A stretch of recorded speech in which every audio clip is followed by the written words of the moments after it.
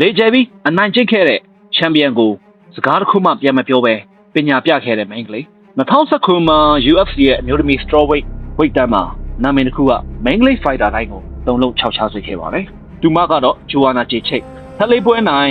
ရှုံးပွဲမရှိဆိုတဲ့ဖန်ချိန်နဲ့အောင်ပွဲခံနေခဲ့တဲ့ strawweight တန်းရဲ့ပြင်မကြီးပါ။ငွေထမ်းချန်ပီယံဟောင်းဖြစ်တဲ့ဂျိုဝါနာဟာသူမရဲ့ striking ဘိုင်းမှာထိပ်တန်း level ဖြစ်တယ်လို့ UFC ရဲ့အကျန်းဆုံးအမျိုးသမီးချန်ပီယံတစ်ယောက်ဖြစ်ခဲ့ပါတယ်။ဒါပေမဲ့သူမရဲ့တကယ်အနေအရှိဆုံးလက်နက်ကစိတ်ပိုင်းဆိုင်ရာစစ်ဆေးရေးပါပွဲမထိုးခင်ကလေးကပြန်ဘက်ကိုကိုတန်တရာဝင်လာအောင်ထိပ်ပြိုလဲသွားအောင်လောင်ပြောင်ဖိအားပေးတတ်ပြီးသူမကိုသူမလည်းဘိုကီဘူးမန်ကဝေမကြီးလို့ကြွေးကြော်ခဲ့တဲ့သူပေါ့။ဒါတော့ဘယ်သူမှလည်းသူမရဲ့ချန်ပီယံအုပ်စိုးမှုခစ်ကြီးကုံဆုံးသွားလိမ့်မယ်လို့မထင်ခဲ့ပါဘူး။ဒီလို strawweight တန်းမှာပြန်ဘက်တွေကိုတယောက်ပြီးတယောက်အနိုင်ယူခဲ့တဲ့ဂျိုဝါနာဟာဒီနေ့မှာတော့သူမကိုစိန်ခေါ်တဲ့သူတယောက်ပေါ်လာခဲ့ပါတယ်။သူမရဲ့စိန်ခေါ်သူတွေဟ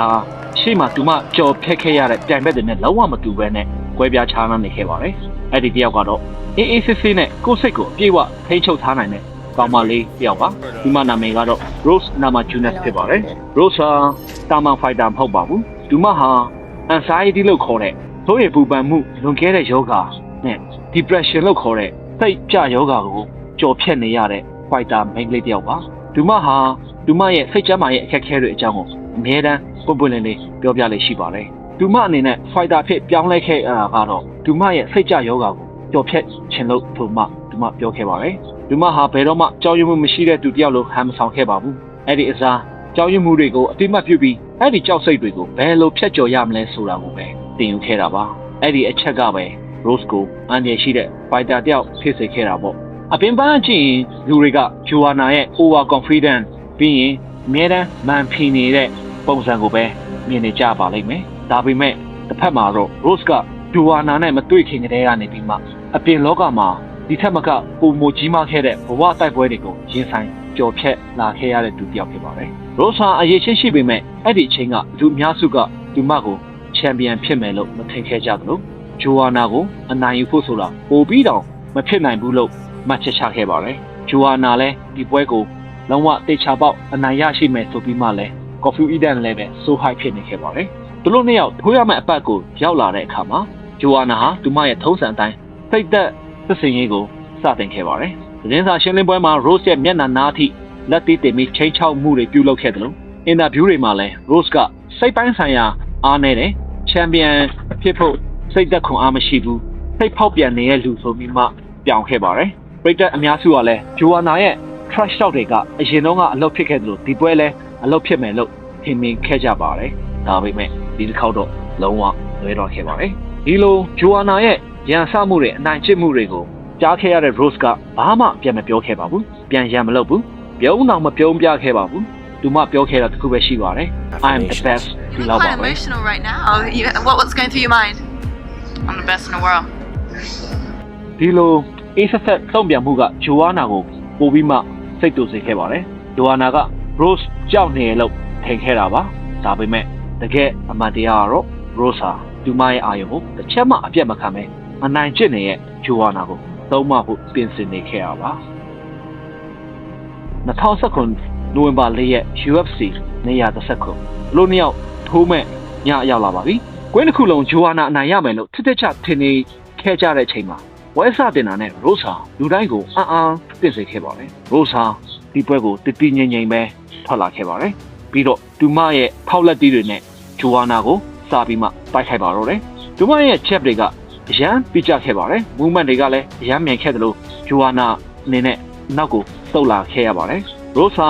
pressure တောက်လျှောက်ပေးပြီးမှဂျိုဝါနာကိုထိုးတက်ခဲ့ပါတယ်။ကြောင်းရင်းမှုလုံးဝမရှိခဲ့ပါဘူး။ပထမအချိန်အစောပိုင်းမှာပဲ Rose ရဲ့ပြင်းထန်တဲ့ဘဲဝိုက်လက်တီးကဂျိုဝါနာကိုထိခဲ့ပါတယ်။ဂျိုဝါနာတယောက်ကွင်းပြင်ပေါ်မှာဖင်ထိုင်ရက်လဲကျသွားခဲ့ပါတယ်။အဲ့ဒီမြင်ကွင်းကပရိသတ်တွေကိုစူညံပွက်လောရိုက်သွားစေခဲ့ပါတယ်။ဘယ်သူမှမနိုင်ဘူးဆိုတဲ့ချန်ပီယံတယောက်ကလည်းတာမန်လူသားတယောက်လိုနွားခံနေရတော့ပြက်တဲ့နေ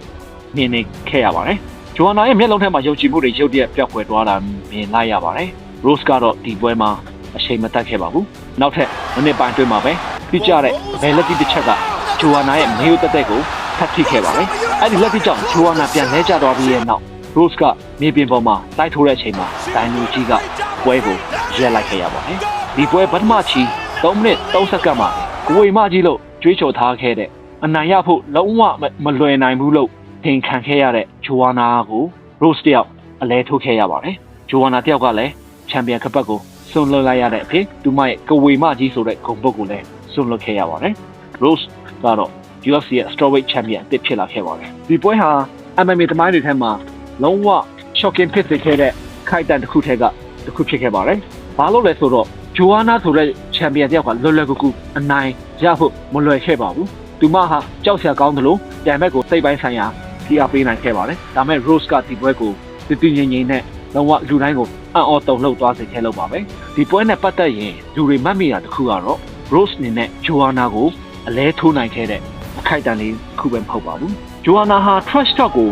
အသုံးချပြီးမှ Rose ကိုစိတ်ပိုင်းဆိုင်ရာအနိုင်ဖို့ကြိုးစားခဲ့ပေမဲ့ Rose ကတော့ဒီပွဲမှာပြေဝအာရုံစိုက်မှုနဲ့လည်းတုံ့ပြန်ခဲ့ပါတယ်လူများစုဟာ MMA ဆိုတာဘယ်သူကပိုချမ်းလဲဘယ်သူကပိုပြီးမှအားချောင်မလဲဆိုတဲ့အားပြိုင်မှုလိုပဲသင်တတ်ကြတာပါဒါပေမဲ့ဒီပွဲကတော့အမှန်တရားတစ်ခုကိုကဘာကြီးစီသက်သေပြသွားခဲ့ပါတယ်အဲဟာကတော့စိတ်သက်ရေးရာတည်ငြိမ်ခြင်းဆိုတာအားလုံးထက်စွမ်းထက်တဲ့လက်နက်ပါပဲဂျိုဝါနာဟာသူ့ရဲ့ trash talk တွေနဲ့ပြန်ပတ်တိုင်းရဲ့စိတ်ကိုဖျက်ဆီးပြီးနိုင်ပွဲများစွာရရှိခဲ့ပါတယ်ဒါပေမဲ့ Rose ရဲ့ရှေ့ရောက်တဲ့အခါမှာတော့သူမရဲ့အကွက်တွေကအလုံးမဖြစ်ခဲ့တော့ပါဘူးဘာလို့လဲဆိုတော့ Rose ကဂျိုဝါနာရဲ့ psycho game ကိုလုံးဝ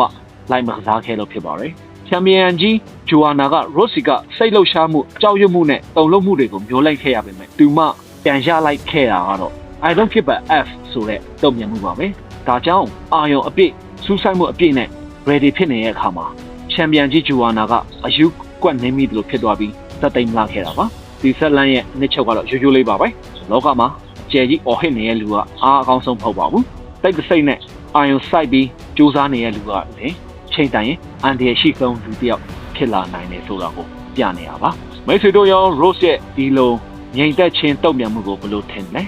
ဒီနိုင်ပွဲနဲ့ပတ်သက်ပြီးဘယ်လိုအမြင်ရှိကြလဲ comment မှာဆွေးနွေးပေးသားကြပါဦးအားလုံးပဲအချိန်ပေးခဲ့တဲ့အတွက်ကျေးဇူးပါ